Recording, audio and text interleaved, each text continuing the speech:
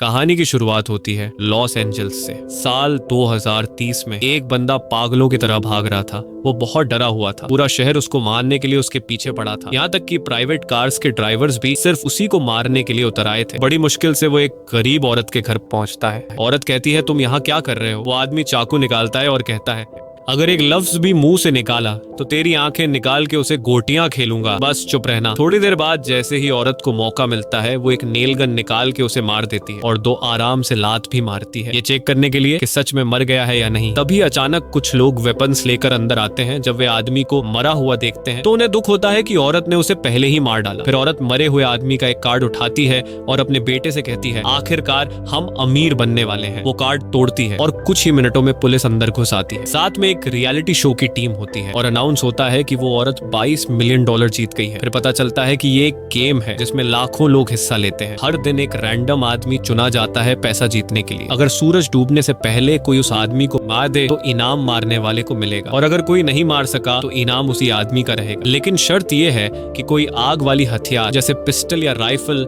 Use नहीं कर सकता। उसी दिन हमें एक लड़की दिखाई देती है जिसका नाम है कैटी। एक नाकाम एक्ट्रेस किस्मत आजमाने लॉस एंजलिस आई है ऑडिशंस के लिए। उसके साथ बैठी औरत कहती है, तुम बड़ी मासूम लगती हो, अपना ख्याल रखना बेटा, यहाँ लोग चोर हैं। कैटी कहती है, शुक्रिया नसीहत का, आप बहुत अच्छी लेडी हैं। औरत उसका हाथ पकड़ती है और कहती है, ऐसा मत कहो, तुम मेरी बेटी जैसी हो। चलो अब मैं यहाँ उतरती हूँ, गुड बाय। थोड़ी देर बाद कैटी जब अपनी कलाई देखती है तो वह शॉक हो जाती है कि उस औरत ने उसकी घड़ी चोरी कर ली। कहती है वो औरत चोर है। वह अपने ऑनलाइन बुक किए हुए कमरे में पहुंचती है। कमरे को देखकर वह परेशान हो जाती है क्योंकि जो कमरा मोबाइल पर उसने देखा था वह तो बिल्कुल अलग निकला। कमरे की मालकिन कहती है, हम अलग अलग फोटोज का इस्तेमाल करते हैं ताकि ग्राहक को फंसा सके। जैसे ही कैटी बेड पर बैठती है तो बेड नीचे गिर जाता है, लेकिन वो मजबूर थी क्योंकि इस कमरे का किराया सस्ता था। उसके बाद एला का मंगेतर आता है और एला से कहता है, देखा कल का इवेंट, कल लॉटरी का इनाम होगा $600 मिलियन। ये सुनकर कैटी हैरान हो जाती है कि ये कैसा मुकाबला है। उसके बाद वो कहती है, मेरा दिमाग मत खाओ, कमरे की चाबी दो, मुझे सोना है। वो लोग चाबी देते हैं और कैटी जाके सो जाती है। अगले दिन सुबह कैटी उठती है तो चेहरे पे पानी टपक रहा होता है। जब वह छत की तरफ देखती है तो पता चलता है कि ऊपर वाले पड़ोसी का वॉशरूम है और जिन कपड़ों में ऑडिशन देना था वो भी खराब हो गए। वो एला को कॉल करती है, ये क्या बकवास है, उठती हूँ तो लोग मेरे ऊपर पेशाब कर रहे होते हैं, कपड़े भी खराब हो गए। एला कहती है, परेशान मत हो, मेरे कपड़े पहन लो, कमरे की अलमारी में रखे हैं। कैटी सच में वही करती है और ऑडिशन के लिए निकल जाती है। अब सिर्फ आधा घंटा रह गया है ऑडिशन के लिए। जैसे ही वो ऑडिशन वाली जगह में एंटर होती है, वो देखती है कि वहां और भी लड़कियां ऑडिशन देने आई हैं।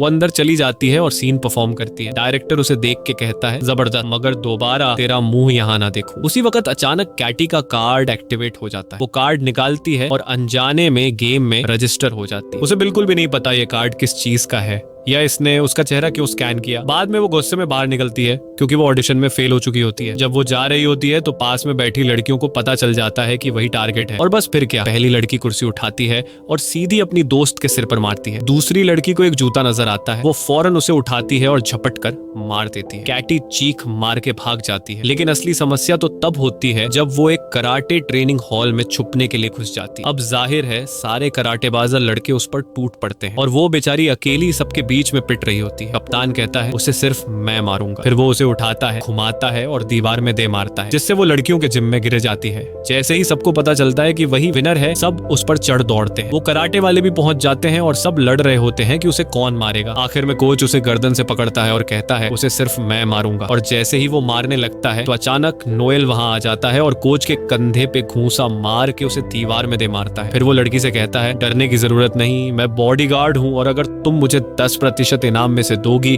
तो मैं तुम्हें बचा लूंगा। उसने कहा, ठीक है भाई, तुम्हें पूरा इनाम भी दे दूंगी, बस बचा लो। नोएल उसे अपनी कमर से बेल्ट के जरिए बांध लेता है ताकि उसे बचा सके। फिर वह सारे दुश्मनों को मार गिराता है। तब एक कमजोर सा लड़का आता है। नोएल उसे कहता है, देख, अगर मैंने तुझे मारा तो मुझे ही तरस आ जाएगा, 3 तक गिनती करूंगा, अगर नहीं भागा तो तू गया। वह लड़का तुरंत बोला, अरे सर, सलाम है आपको, और भाग जाता है। फिर वह दोनों बिल्डिंग से निकलते हैं और पता चलता है कि हर 15 मिनट बाद एक ड्रोन उसे ट्रैक कर रहा है ताकि बाकी प्लेयर्स को उसका लोकेशन मिलता रहे। उन्हें एक गाड़ी मिलती है, वह उसे लेकर वहां से फरार हो जाते हैं। लड़की नोएल से कहती है, ये कैसी गेम है जिसमें लोग मुझे मारने के पीछे पड़े हैं, मुझे इस गेम से निकलना है, कोई ना कोई हल निकालो। नोएल कहता है हल सिर्फ एक है, तुम्हें शहर के लोगों से बचना होगा। अगर तुम निकलोगी तो मैं भी अपने 10% से हाथ धो बैठूंगा। लेकिन फिर उसे शक होता है कि नोएल शायद उसे मार दे और खुद इनाम ले ले। पूरा शहर उनके पीछे होता है। वो दोनों सेफ्टी हेलमेट पहन लेते हैं। तभी अचानक गाड़ी में एक लड़की घुस जाती है। वो चाकू निकालती है और उसे मारने की कोशिश करती है। नोएल कहता है तुम गाड़ी चलाओ, मैं इसे देखता हूँ। फिर लड़की के सर को जोर से पकड़ता है। नोएल उसे एक जोरदार लात मार के गाड़ी से बाहर फेंक देता है, लेकिन आगे चलकर गाड़ी खराब हो जाती है और लड़की नीचे उतरती है और भागने लगती है। नोएल उसे पकड़ लेता है। वो कहती है सच सच बताओ,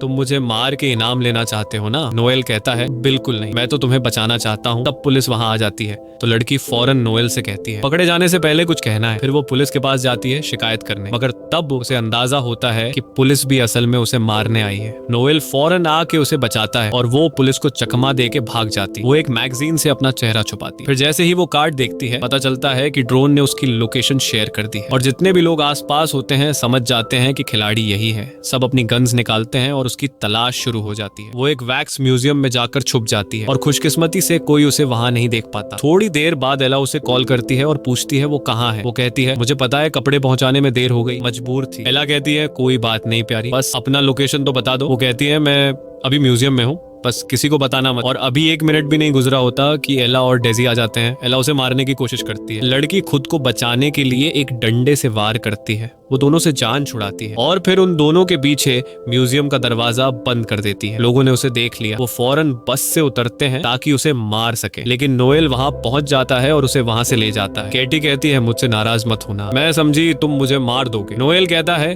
अब ये नाराजगी का वक्त नहीं, 3 मिनट बाद ड्रोन फिर से लोकेशन देगा, सब नीचे आ जाएंगे। कैटी कहती है कि हमें कोई बम प्रूफ पनाहगाह चाहिए जहां हम छुप सकेंगे। नोएल कहता है मिल गई। वो लोग एक बंदे जैक के पास जाते हैं जिसके पास अपने घर में एक सीक्रेट शेल्टर होता है, लेकिन जैक समझता है कि ये लोग चोर हैं और घर लूटने आए हैं। नोएल उसे समझाता है भाई चोर दरवाजे से आते हैं क्या? इतने में पीछे से एक बस आ जाती है जो लोगों से भरी होती है। टाइम कम होता है तो वो लोग जैक को धमकी देकर अंदर घुस जाते हैं। उसे शेल्टर का पासवर्ड मांगते हैं और जैसे ही वो अंदर जाते हैं लोग घर पर हमला कर देते हैं। तो कैटी जैक को तीर मार देती है ताकि वो बेहोश हो जाए और किसी को पासवर्ड न बता सके। और अब नोएल और कैटी आपस में बात करने लगते हैं। कैटी अपनी नाकाम एक्टिंग की कहानी सुनाती है और कहती है कि अब मेरा कोई भविष्य नहीं। फिर वो नोएल से पूछती है कि तुम हमारी मदद क्यों कर रहे हो? नोएल कहता है कि मेरे लिए सबसे अहम है लोगों की जान बचाना, पैसे मेरे लिए कुछ मायने नहीं रखते। इतने में एला और डेजी भी वहां पहुंच चुके होते हैं। एला जैक को उठाती है और मारने लगती है ताकि वो होश में आए। फिर उसे उठाकर स्विमिंग पूल में फेंक देती है। वो होश में आ जाता है और एला उससे पासवर्ड ले लेती है। नोएल और कैटी अंदर बहुत डर जाते हैं। नोएल एक दोस्त को कॉल करता है और कहता है कि इन सब लोगों के मोबाइल हैक करके उड़ा दो। दोस्त वाकई फोन्स को हैक करता है और ब्लास्ट कर देता है। सब जख्मी हो जाते हैं।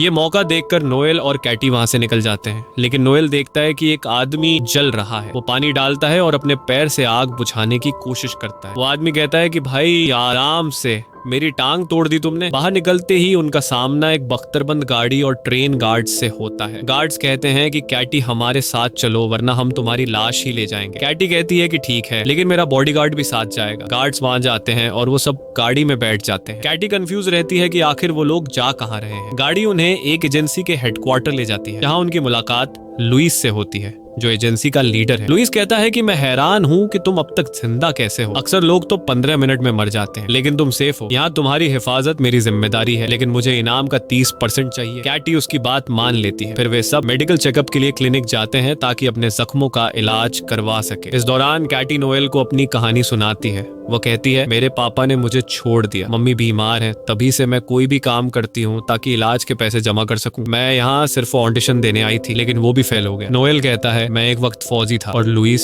जो अभी बाहर है वो मेरी टीम में था। एक बार मैंने एक मिशन से इनकार कर दिया जिसकी वजह से पूरी टीम मर गई, बस लुइस बचा और तभी से वो मुझसे नफरत करता है। तभी एक लड़की आती है और कैटी से कहती है लुइस तुम्हें सूरज डूबने तक एक सुरक्षित जगह पर ले जाएगा ताकि तुम जीत सको, बस अपना चेहरा इस डिवाइस पर रख दो। ये डिवाइस इसलिए था ताकि एक खास मास्क बनाया जा सके जिससे कोई भी उसे पहचान ना सके। और वाकई में मास्क बन गया, एक बूढ़े आदमी का मास्क। लेकिन नोएल को कुछ अजीब सा महसूस हो रहा था। उसने कहा मुझे लग रहा है लुइस तुम्हें अकेले में मारने का प्लान बना रहा है ताकि वो अकेला इनाम ले सके। लेकिन कैटी को उसकी बात पर यकीन नहीं आया। उसी वक्त लुइस अंदर नजर आता है और दोनों को गैराज में ले जाता है। वहाँ लुइस कहता है कि कैटी एक गाड़ी में बैठे और नोएल दूसरी में। यही कैटी समझ जाती है कि लुइस उसे धोखा देगा। वो उसे नीचे किक मारती है। अचानक लोग अंदर घुस आते हैं ताकि उसे मार दें, लेकिन खुशकिस्मती से कोई उसे पहचान नहीं पाता। तो केटी लुइस की एक गाड़ी लेती है और निकल जाती है, मगर लुइस नोएल को पकड़ लेता है और उसे इतना मारता है कि उसकी हड्डी तोड़ देता है। जब केटी भाग जाती है, लुइस उसे कॉल करता है और ब्लैकमेल करता है कि वो नोएल को मार देगा। केटी कहती है, अब तुम क्या चाहते हो? वो कहता है, फौरन आ जाओ शहर के बीच वाले थिएटर में। और उस वक्त सूरज डूबने में सिर्फ 16 मिनट बाकी थे, लेकिन केटी ने फैसला किया कि वो नोएल को बचाएगी, क्योंकि वो कई बार उसे बचा चुका था। उसने अपने साथ पिस्तौल भी ली। वहां पहुंचती है तो देखती है कि नोएल जंजीरों में बंधा हुआ है। केटी कहती है, अगर तुमने उसे न छोड़ा तो मैं खुद को मार लूंगी और तुम इनाम से हाथ धो बैठोगे। वह कहता है, आसान है, मैं तुम्हारी अंगुलियों के निशान मिटा दूंगा और अपने लगा दूंगा। केटी कहती है, जबरदस्त आइडिया, मगर मैं लाइव हूँ और सारी दुनिया देख रही है। वह कहता है, अच्छा ठीक है, रिलैक्स हो जाओ और पिस्टल दो। केटी कहती है, ठीक है, मगर पहले नोएल को छोड़ो और जाने दो। और जैसे ही वह खुद को मारने लगी, वह कहता है, रुक जाओ, मैं उसे छोड़ रहा हूँ, ये लो चाबी। और फिर कहता है, अब आराम से मुझे पिस्टल दो। केटी कहती है, मुझे यकीन था कि तुम्हारे दिल में रहम है, ये लो पिस्टल। मगर अचानक उसे एक और तार किक मार देती है। लेकिन लोग अंदर घुस आते हैं और नोएल को बचाने से पहले कीटी को घेर लेते हैं। नोएल खुद को आजाद कर लेता है और लोइस से लड़ने लगता है ताकि वह कीटी को मार न सके। अब सूरज डूबने में सिर्फ 4 मिनट बाकी रह गए थे। इसी वक्त एक और ग्रुप अंदर आ जाता है और कीटी खुद को बड़ी मुश्किल में पाती है। वह थिएटर से भागती है ताकि कहीं सुरक्षित हो सके, लेकिन लोग पीछे पड़ जाते हैं। नोएल लोइस को जोरदार मुक्का मारता है। फिर वह थिएटर का सेट तोड़ता है ताकि कोई कीटी के पीछे ना आ सके, मगर लोइस के आदमी मानव सीढ़ी बनाकर उसके पीछे आ जाते हैं। लोइस इस तक पहुंच जाता है और उसका गला दबा लेता है। कहता है, तुम्हारी मौत मेरे हाथों होगी। मगर कीटी फिसल जाती है और एक लोहे की रॉड से लटक जाती है और कीटी ने लोइस की जेब में मौजूद ग्रेनेड की पिन अपनी चाबी से निकाल ली। वह नीचे गिरती है और ग्रेनेड फट जाता है। लोइस मर जाता है और मुकाबले का समय खत्म हो जाता है। जब वह हवा में लटकी होती है, लोग उसे बचा लेते हैं क्योंकि वह इनाम जीत चुकी होती है। इसके बाद जोनी आता है और उसे इनाम देता है। खुश नसीब लड़की ने इतिहास की सबसे बड़ी रकम जीत ली, $3,600,000,000। दिन गुजरते हैं और वह बड़ी बड़ी कंपनियां खोलती है, बच्चों के लिए पनाहगाहें बनाती है, गरीबों की मदद करती है